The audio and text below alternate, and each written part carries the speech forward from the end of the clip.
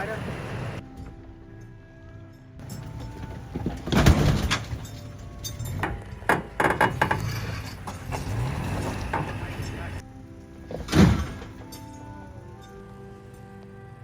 Hey guys, welcome back to Four-Wheel Drive is Life.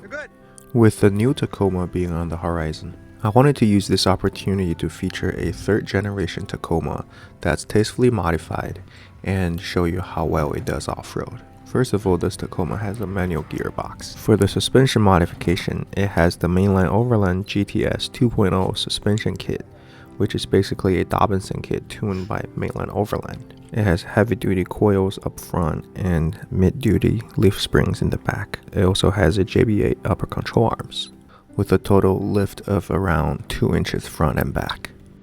So let's see how well it does on the trails. This one is called Trail 11 at Rosh Creek Off-Road Park. It consists of a series of off-camber mogul while maintain a slight incline upwards. So we test out the vehicle's suspension travel and traction control system, which is atrac in this case. The Tacoma does have a rear locker, and with the help of the atrac modulating the wheel spinning up front, it did a fantastic job. Although equipped with a rear locker, the truck didn't have the rear locker engaged. As you can see, the passenger rear tires are spinning and modulated by atrac as well.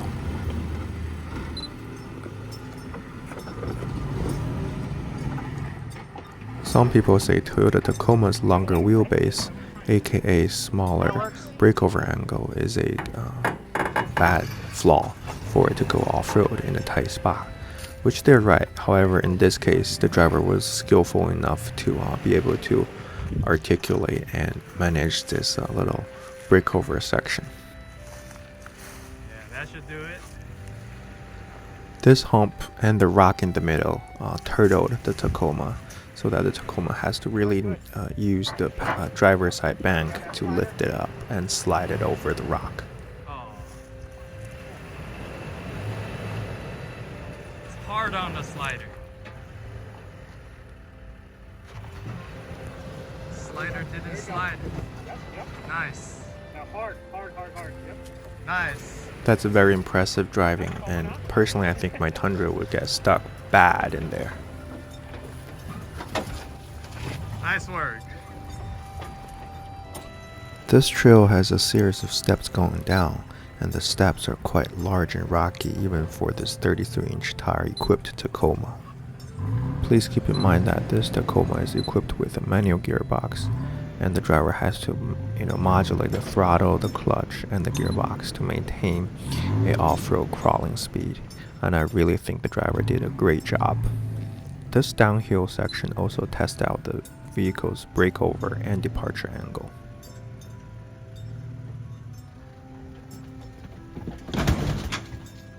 That's the breakover angle. This is why I think a rock slider is extremely useful for a longer wheelbase truck. It helps to protect the side and the bottom of your body.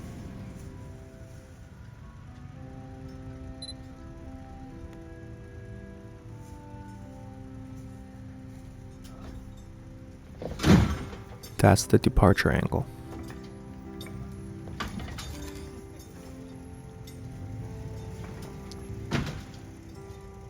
Did another one.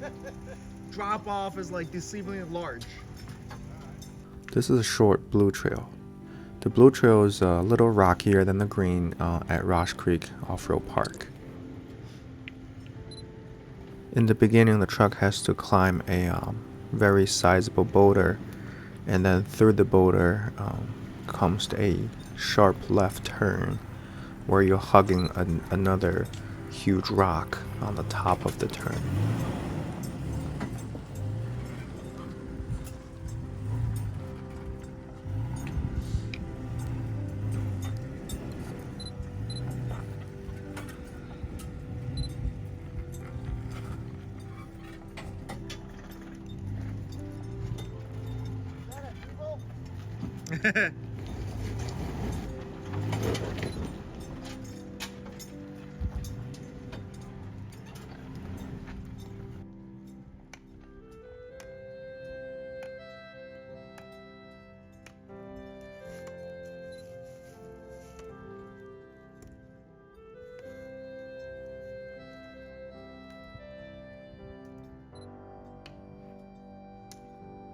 as seen here, the vehicle didn't have the rear locker engaged, and then atrac kicked in, brought the vehicle up that obstacle.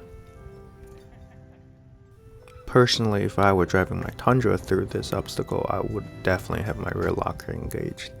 Probably use everything I got just, to eliminate any possible vehicle and trail damage. This is a mild green trail to showcase the suspension articulation of the Tacoma.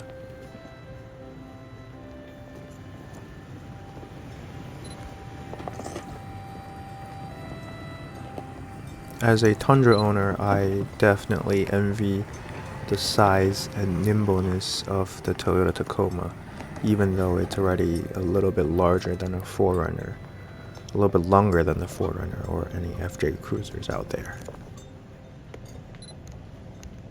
I don't know about you guys, but I find it very meditating and soothing seeing suspension articulates like this.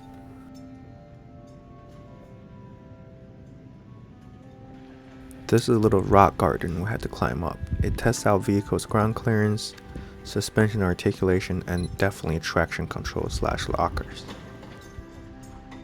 Again, I believe the Tacoma's tire size is 285/75 R16, which is equivalent to a 33-inch tall tires.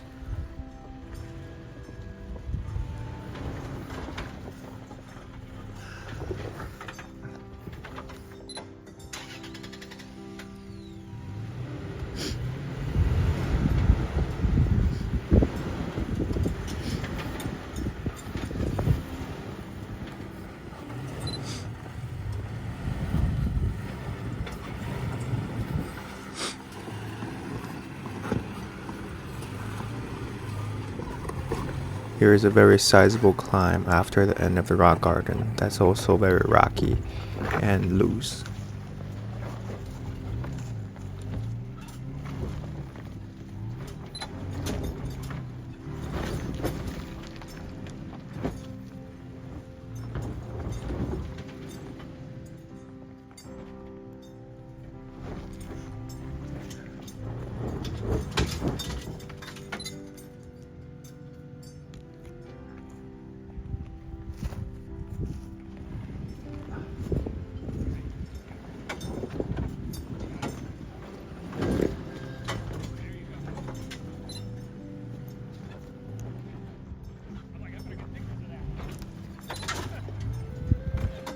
Let's look at it again from a different camera angle.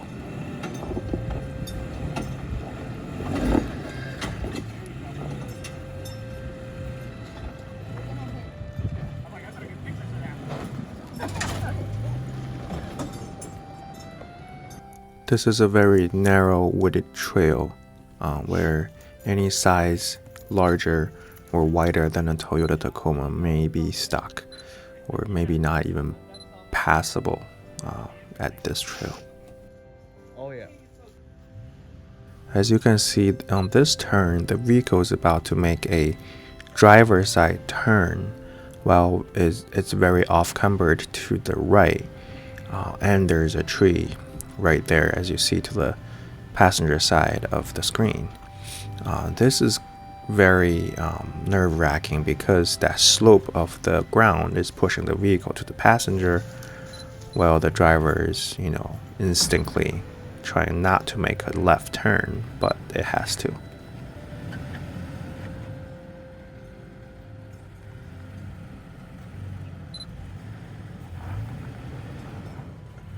Again, I have to applaud the driver's fine skill of driving a manual vehicle off-road.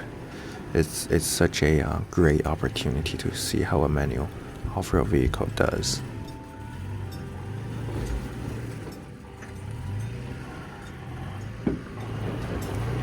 Is the rear locker on?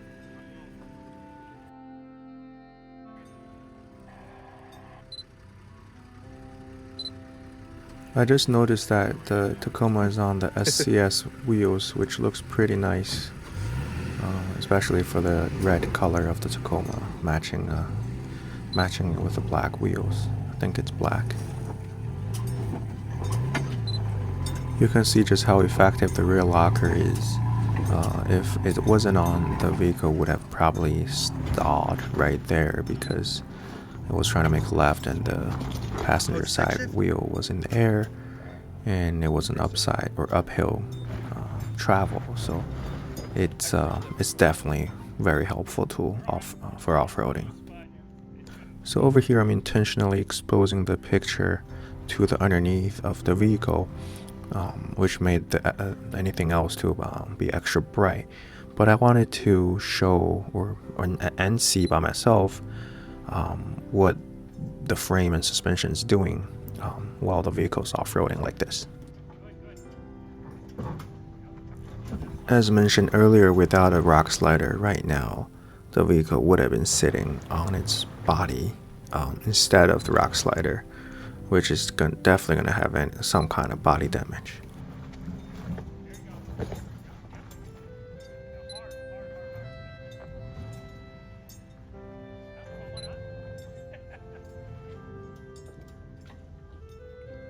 This is also a wooded trail where you would definitely be benefiting from a smaller vehicle footprint such as Tacoma, 4Runner, and After Cruiser, not a Toyota Tundra.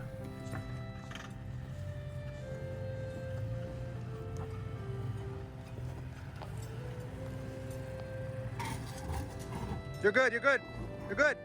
If you were wondering, that was scraping to the rear diff skid plate made by RCI.